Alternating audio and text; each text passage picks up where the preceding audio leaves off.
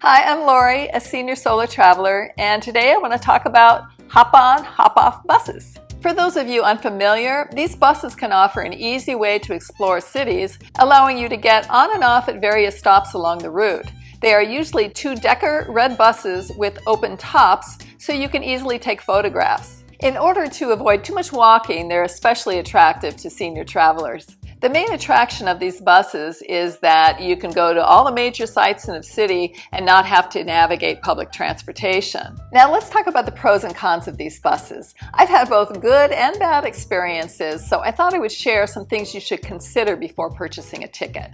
First, let's start with the good experiences. I took these buses many years ago in Budapest and Vienna and was able to tour most of the city in one day, hopping off several times.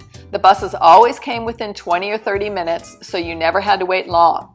I took one recently in Madrid, rode one of their 90-minute routes without getting off, and then after figuring out what interested me the most, got off a few times on the second loop. This method works well when you can get through the entire loop fairly quickly, but it doesn't work as well when the loop takes a long time. One of the downsides of the buses is that in some of the major cities, they may have 3 or 4 routes. These routes all look good on paper, but in reality, it can be very time-consuming to get from one route to another. I ran into this in Barcelona, where each loop took 2 hours, so it didn't make sense for me to try to do more than one loop within the limited time. Now let me tell you about a crazy experience I had in Tokyo. I purchased a 2-day pass. The buses started running at 10 a.m., but the first stop near my hotel wasn't until 10:20. I then got off the bus at the first stop, but had to walk a half mile to the temple I wanted to see. Once I got to the entrance, I discovered that it was another half mile from the entrance to get to the actual temple.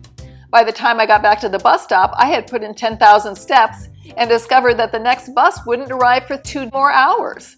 Evidently, all the bus drivers took a lunch break. Obviously, I should have spent more time looking at the bus schedule before buying a ticket. I also discovered that the traffic was so bad in Tokyo that the buses were always late. I would rush to get to a bus stop on time, only to wait another 40 minutes for it. After losing all confidence in the buses, I found myself staying on them much more than I preferred because each stop seemed to take about 3 hours. Another thing to consider is the price. You need to compare it to the price of a regular guided tour bus and other transportation. When I was in Tokyo, I saw a guided tour bus that took people to a destination, allowed them enough time to view it, then you boarded the bus again for the next attraction. In Tokyo, this would have been a much better choice. Ubers can also be a good choice in certain cities. In Cartagena, the Ubers were only $2 to $3 per ride. I think I only spent about $20 on Ubers in one day and was able to go to all the major sites with much greater flexibility than the hop-on, hop-off buses. Of course, you should always look into public transportation. Subways and buses can be sometimes the simplest way to get around a city. Now, one of the advantages of the hop-on buses is that they have headsets for you to listen to commentary, providing insights into the city's history and landmarks.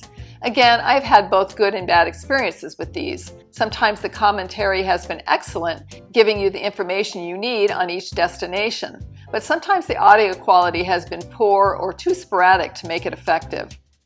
So in the end, my advice is to consider the city.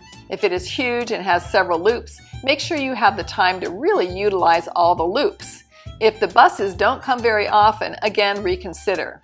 Also compare it to the tour buses that actually bring you to a location and let you get out and explore. These are usually more expensive, but they are better planned so that you maximize your time in any given city. Now, I know there's a lot of you out there that love hop-on buses, so please share in the comments section any experiences that you've had. We'd love to hear from you. Of course, my preferred method of touring is always walking, but we'll talk about that in another video. So my final word on it is that hop-on, hop-off buses can be a good choice, but do your research first. And check out the SeniorSoloTravel website and Facebook forum where you can interact with other travelers. I've left links in the description below. And if you'd like to follow my senior and solo travel journeys, please like and subscribe. Cheers!